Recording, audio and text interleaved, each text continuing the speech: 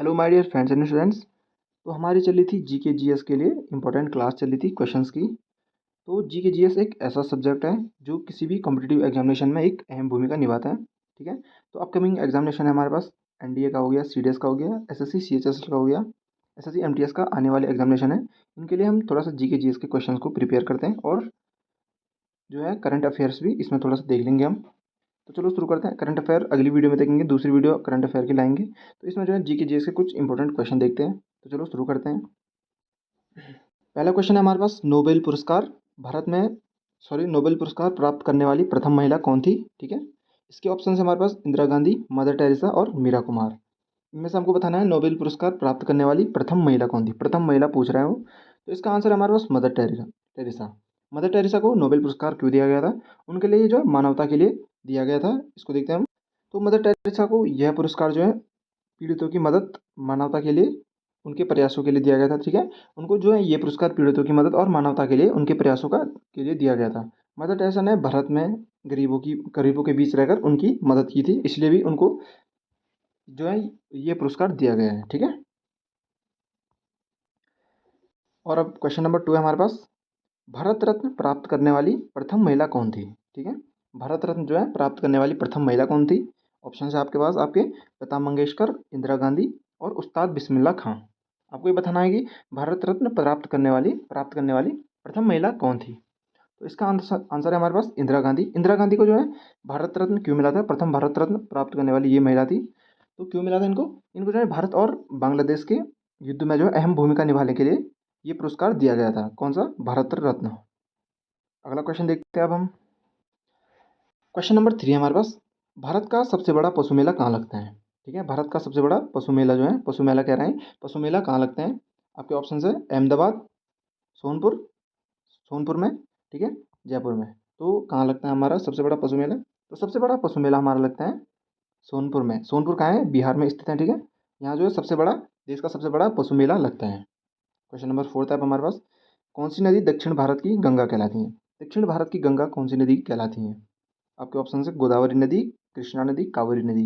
तो इसमें आप हमको अब बताना है कि कौन सी नदी जो है दक्षिण भारत की गंगा कहलाती है। तो दक्षिण भारत की गंगा जो है गोदावरी नदी को हम कहते हैं। गोदावरी नदी जो है दक्षिण भारत की गंगा कहलाती है। तो ये हो गया क्वेश्चन 4 का आंसर।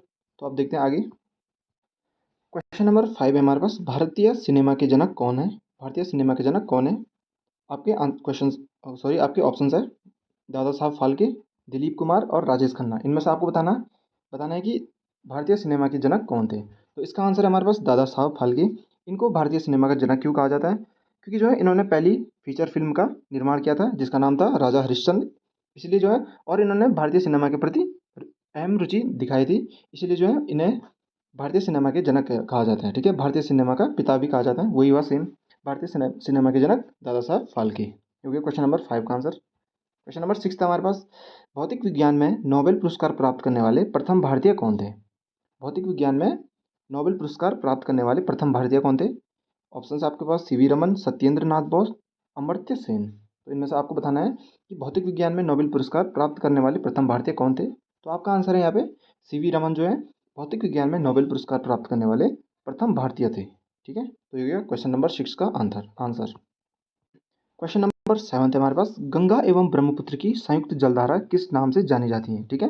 ब्रह्मपुत्र नदी, जिसको हम जमुना नाम से भी जानते हैं, बांग्लादेश में इसको हम जमुना नाम से भी जानते हैं। ठीक है। ब्रह्मपुत्र नदी को तो गंगा एवं ब्रह्मपुत्र की संयुक्त जलधारा किस नाम से जानी जाती है? तो इसका आंसर है मेघना नदी। ये कब होता है? ये बांग्लादेश में जब तीन नदियों का संगम होता है, जब जो है ब्रह्मपुत्र ब्रह्मपुत्र और गंगा नदी में मेघना नदी आकर के मिल जाती हैं, तो ये मेघना नदी के रूप में आगे बहती हैं। इसको देखते हैं हम पहले एक स्लाइड के माध्यम से इसको देखते हैं हम। मैंने गंगा नदी तंत्र में ये बताया था आपको, उसी की एक स्लाइड देखते हैं हम। तो ये एक मैंने पहले का लेक्चर लिया था गंगा नदी तंत्र वाला, उसकी एक स्लाइड है। तो देखो, पद्मा नदी बांग्लादेश में प्रवेश करती है। पद्मा नदी ये किसको कह रहा है? गंगा नदी को ये पद्मा कह रहा है। तो देखो, यहाँ गंगा नदी को पद्मा नाम से जाना जाता है। कहाँ की बात कर रहे हैं? बांग्लादेश में जो है गंगा नदी को पद्मा के नाम से जाना जाता है। अब देखो, बांग्लादेश में पद्मा में जमुना नदी व मेघना नदी मिल जाती है। ठीक है।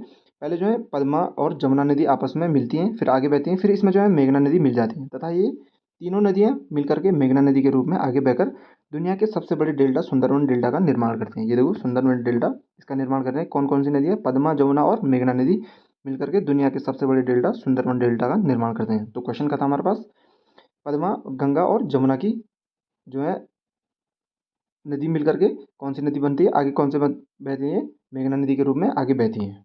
तो देखो ये क्वेश्चन था हमारे पास, गंगा एवं ब्रह्मपुत्र की संयुक्त जलधारा किस नाम से जानी जाती है? तो ये था हमारे पास मेघना नदी के नाम से जानी जाती है। अब देखो क्वेश्चन नंबर 8 है, किस नदी को बिहार का शोक कहते हैं? किस नदी को बिहार का शोक कहते हैं? ऑप्शन है आपके पास, क है सोन नदी, ख है ब्रह्मपुत्र नदी और तीसरा है कोसी नदी। कौन सी नदी को जो है बिहार का शोक कहते हैं? बिहार का शोक यानी कि बिहार के लिए अशुभ, ये नदी बिहार के लिए ठीक नहीं है, ठीक है। कौन सी नदी को जो है बिहार का शोक कहते हैं? तो कोसी नदी को जो है बिहार का शोक कहते हैं। यह नदी जो है नेपाल से निकलती है और भारत में आती है, भारत के बिहार में प्रवेश करती है। इसको नदी को बिहार का शोक क्यों कहते हैं? क्योंकि यह नदी जो है अपने रास्ते को बदलती रहती है, इसलिए यह नदी प्रचलन में रहती है और अपने रास्तों को बदलते रहने के कारण यह नदी जो है बिहार में आए दिन बाढ़ ले आती है, ठीक है, जिस कारण बहुत सारी जान माल की हानि होती है, इसलिए जो है इस नदी को बिहार का शोक कहते हैं। कौन सी नदी है ये हमारे पास? कोसी नदी है हमारे पास। क्वेश्चन नंबर 8 हो गया। अब क्वेश्चन नंबर 9 देखते हैं हम। निम्न में से सबसे प्राचीनतम हिमालय कौन सा है? हमारे पास कितने हिमालय हैं? चार हिमालय हमारे पास, ट्रांस हिमालय, बृहद हिमालय, शिवालिक हिमालय और लघु हिमालय, ठीक है। ये चार हिमालय, इनमें से सबसे पुराना जो है ट्रांस हिमालय है। माना जाता है कि यह जो है हिमालय के निर्माण से भी पहले है, हिमालय के निर्माण से पहले वहाँ है पर्वत के रूप में, ठीक है। ट्रांस हिमालय जो है सबसे प्राचीनतम हिमालय कहलाता है हमारा। क्वेश्चन नंबर 10 है, सर्वप्रथम किसने कहा था स्वराज मेरा जन्मसिद्ध अधिकार है? सर्वप्रथम ये किसने कहा था कि स्वराज मेरा जन्मसिद्ध अधिकार है? तो स्वराज मेरा जन्मसिद्ध अधिकार है। आपके पास ऑप्शन है, क है हमारे पास बाल गंगाधर तिलक, ख है सुभाष चंद्र बोस, ग है भगत सिंह। तो इनमें से किसने कहा था कि स्वराज मेरा जन्मसिद्ध अधिकार है? सर्वप्रथम किसने कहा था? तो सर्वप्रथम जो है बाल गंगाधर तिलक ने कहा था कि स्वराज मेरा जन्मसिद्ध अधिकार है। ये हो गया हमारे पास क्वेश्चन नंबर 10 का आंसर। अब देखते हैं क्वेश्चन नंबर 11। तो क्वेश्चन है, विश्व का सबसे बड़ा नदी द्वीप कौन सा है? विश्व का जो है सबसे बड़ा नदी द्वीप कौन सा है और ये कौन से देश में है, ये भी पूछेगा। पहला क है हमारे पास माजुली द्वीप, ख है हमारे पास मालद्वीप और ग है हमारे पास बनानाल द्वीप। तो ये पूछ रहे हैं विश्व का सबसे बड़ा नदी द्वीप कौन सा है? तो कौन सा है? विश्व का सबसे बड़ा नदी द्वीप जो है माजुली द्वीप है और ये जो है ब्रह्मपुत्र नदी के द्वारा बनाया जाता है, निर्मित होता है। कौन सा द्वीप? माजुली द्वीप विश्व का सबसे बड़ा द्वीप है और ये कहाँ होता है? भारत में जो है अरुणाचल प्रदेश में स्थित है। इसको जो है अरुणाचल प्रदेश सरकार ने नदी जिला एक घोषित कर दिया है, कौन सा? माजुली द्वीप को। और ये सबसे बड़ा नदी द्वीप है भारत का यानी कि पूरे विश्व का, ठीक है। विश्व का सबसे बड़ा नदी द्वीप कौन सा है? तो माजुली द्वीप है और ये ब्रह्मपुत्र नदी के द्वारा निर्मित होता है। क्वेश्चन नंबर 12 है हमारे पास, 12 है, भारत में पहली बार राष्ट्रीय आपातकालीन घोषित कब किया गया था? भारत में पहली बार राष्ट्रीय आपातकाल घोषित किया गया था कब? ठीक है, तो इस आपके ऑप्शन से 1962 में, 1957 में और 1950 में, इन तीनों में से कब जो है भारत में सबसे पहली बार राष्ट्रीय आपातकाल घोषित किया गया था, ठीक है, इमरजेंसी कब घोषित की गई थी? तो आपका आंसर है 1962 में। ये तब की बात है जब भारत और चीन की लड़ाई लग गई थी, ठीक है। तो 1962 में जो है राष्ट्रीय आपातकाल घोषित कर दिया गया था। अब ये हो गया हमारे पास क्वेश्चन नंबर 12 का आंसर। अब देखते हैं आगे। क्वेश्चन नंबर 13 है हमारे पास। 13 है, ब्रह्मपुत्र नदी कितने देशों से होकर के गुजरती है? ठीक है, ब्रह्मपुत्र नदी जो है कितने देशों से होकर गुजरती है? आपके ऑप्शन है, क है आपके पास 3 देशों से, ख है आपके पास 2 देशों से, ग है आपके पास 4 देशों से। तो कितने देशों से जो है ब्रह्मपुत्र नदी होकर गुजरती हैं? तो आपके ऑप्शन है आपका आंसर है 3 देशों से होकर के गुजरती हैं। ये कौन कौन से देश हैं? पहले हमारे पास चीन है, ठीक है, चीन है, फिर दूसरा है भारत और तीसरा है बांग्लादेश। 3 देशों से होकर के ये गुजरती हैं, 3 देशों से गुजरती हैं कौन सी? ब्रह्मपुत्र नदी। पहले जो है चीन के तिब्बत से आती हैं, ये फिर भारत में प्रवेश करती हैं, भारत के अरुणाचल प्रदेश में, फिर यहाँ से आगे बहते हुए सिक्किम होते हुए जो है ये बांग्लादेश में प्रवेश कर जाती हैं और अपने जल को बंगाल की खाड़ी में गिराती हैं। ठीक है, कौन सी नदी? ब्रह्मपुत्र नदी की बात कर रहे हैं हम, ये जो 3 देशों से होकर के गुजरती हैं। क्वेश्चन नंबर 14 था आपके पास भारत के किस राज्य में रेलवे लाइन नहीं है? भारत के कौन सा राज्य ऐसे हैं जहाँ ट्रेन नहीं चलती है, रेलवे लाइन नहीं बिछी हुई है? तो ऑप्शन है आपके पास उत्तराखंड, हिमाचल प्रदेश और मेघालय। तो कौन सा राज्य ऐसा है जिसमें जो है अभी तक रेलवे लाइन नहीं बिछी हुई है? तो मेघालय एक ऐसा राज्य है जिसमें अभी तक रेलवे लाइन नहीं बिछी हुई है, यहाँ ट्रेन आती जाती नहीं है, ठीक है। तो एक ऐसा राज्य है जहाँ रेलवे लाइन नहीं बिछी हुई है, कौन सा राज्य? मेघालय। आगे 14th क्वेश्चन हो गया, फिर आगे देखते हैं आप। तो आपके ऑप्शन है 12 अनुसूचियाँ, 8 अनुसूचियाँ और 10 अनुसूचियाँ। तो क्वेश्चन क्या था, मूल संविधान में जो है कितनी अनुसूचियाँ हैं, कितनी अनुसूचियाँ हैं? तो कितनी अनुसूचियाँ हैं हमारे पास? वर्तमान में जो हमारे पास 12 अनुसूचियाँ हैं, ठीक है। पहले जो 8 अनुसूचियाँ थी, फिर संविधान संशोधन हुआ तो अब 12 अनुसूचियाँ हैं। और ये पूछ रहा है मूल संविधान में कितनी अनुसूचियाँ थी? मूल संविधान में जो है 8 अनुसूचियाँ थी, ठीक है। इसका आंसर है 8। मूल संविधान में जो है 8 अनुसूचियाँ थी। तो इसका आंसर है 8 अनुसूची, ठीक है। मूल संविधान में हमारे पास 8 अनुसूचियाँ हैं और वर्तमान में जो हमारे पास 12 अनुसूचियाँ हैं। ये तो हो गया। क्वेश्चन मिस प्रिंट है, ठीक है। क्वेश्चन नंबर 15 होना था यहाँ पे और 16 होना था, यहाँ पे 13 14 है। क्वेश्चन मिस प्रिंट है, कोई बात नहीं, आपको क्वेश्चन देखना है, क्वेश्चन नंबर नहीं। क्वेश्चन नंबर 16 था, यहाँ पे 14 लिखा है, क्वेश्चन नंबर 16 था, संविधान सभा की प्रथम बैठक कब हुई थी? प्रथम बैठक कब हुई थी, ठीक है। तो संविधान सभा की पहली बैठक कब हुई थी? आपके ऑप्शन से 9 दिसंबर 1949 को, 9 अप्रैल 1949 को, फिर 10 दिसंबर 1948 को। तो संविधान सभा की प्रथम बैठक कब हुई थी?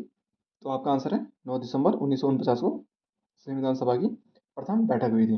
तो इसके अस्थायी अध्यक्ष कौन थे? डॉक्टर सच्चिदानंद सिन्हा जो है इसके अस्थायी अध्यक्ष थे, ठीक है। बाद में कौन स्थायी अध्यक्ष बने?